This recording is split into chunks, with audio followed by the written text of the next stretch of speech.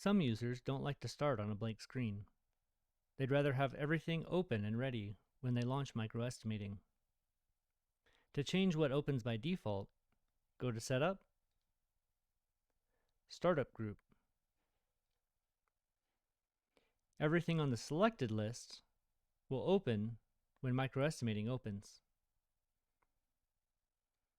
Let's go ahead and set our activity library and our estimate library. And finally, our status monitor. We'd like our status monitor to be on top.